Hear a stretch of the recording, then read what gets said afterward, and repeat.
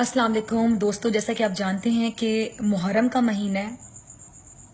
हम ये कहते हैं कि जी अहले तशरीह इस महीने को बहुत गम से गुजारते हैं, बहुत फील करके गुजारते हैं। मैं अहले सुन्नत हूँ, लेकिन आज मैं एक बात कहना चाहूँगी।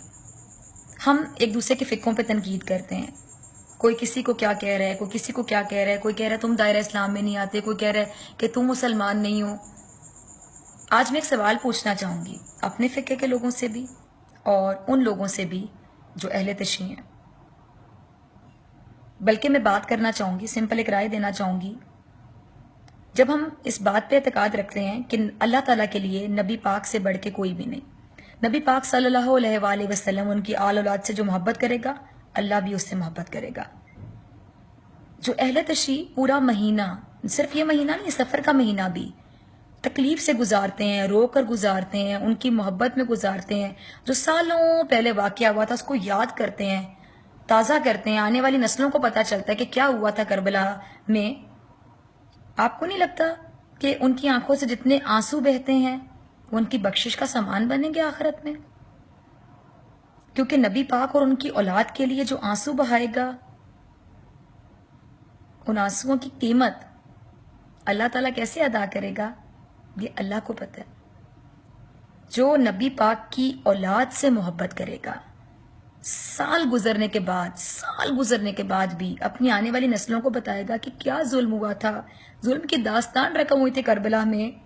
बीबियां जिनके लेवल का हम सोच भी नहीं सकते। जन्नत की शहजादियां होंगी, शहजादियों से भी बड़ा वर्ड होगा। उनके सर से किसी ने दुपट्टा उतरा हुआ कभी नहीं देखा था। करबला के वाकयात आप याद करें, मुहर्रम में क्या हुआ था जब वो जुलझना आया वापस, और क्या कैफियत थी उस जुलझना की। सजदे में जाके सर कलम कर दिया गया। मतलब आप सोचें कि क्या वाकयात होंगे। 6, 7, 8 महीने एक मतलब मासूम बच्चा होता है, उसकी प्यास की तलब के सवाल पे उस बच्चे की हलक में खंजर उतार देना। मतलब आप इन वाकयात को अगर कभी पढ़ें, आपके रोंगटे खड़े हो जाएंगे। जिसके दिल में थोड़ी सी भी मोहब्बत होगी ना नबी पाक सल्लल्लाहु अलैहि वसल्लम के लिए, उनकी आल औलाद के लिए, उसके रोंगटे खड़े हो जाएंगे। और आप इमेजिन करें कि नबी पाक सल्लल्लाहु अलैहि वसल्लम को डे फर्स्ट से पता था कि हज़रत इमाम हुसैन अलैहिस्सलाम की गर्दन कलम की जाएगी।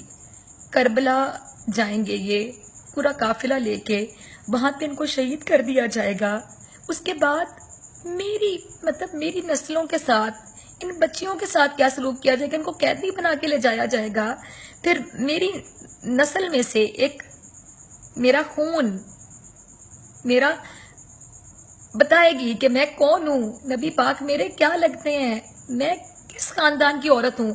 आप ये वाकयात अगर याद करें ना, आपके रोंगटे खड़े हो जाएंगे।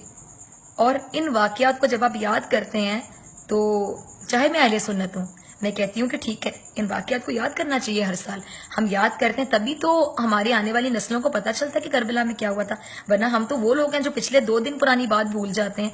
हमें पता होना चाहिए कि आखिर उन हस्तियों ने क्या कुर्बानियां दी थी। और हमारे साथ छोटी छोटी प्रॉब्लम्स होती हैं। हम कहते हैं कि अल्लाह ताला आपने हमारे साथ ये कर दिया, मैंने तो कुछ बुरा नहीं किया था, अल्लाह ताला आपको मेरा क्या बुरा लग गया। तो अल्लाह ताला को उन हस्तियों को क्या बुरा लगा? कुछ भी नहीं। उन हस्तियों ने जिंदगी में कभी गुनाह नहीं किए होंगे, मासूम हस्तियां थी वो, लेकिन अल्लाह ताला ने उनको कितनी बड़ी आजमाइश में डाला। हजरत इमाम हसन अलैहिस्सलाम की अगर बात करें, उनकी ज़ौजा ने उन्हें जहर दे दिया, और नबी पाक सल्लल्लाहु अलैहि वसल्लम हमेशा हजरत इमाम हसन के होंठों पे बोसा देते थे, हजरत इमाम हुसैन की गर्दन पे बोसा देते थे।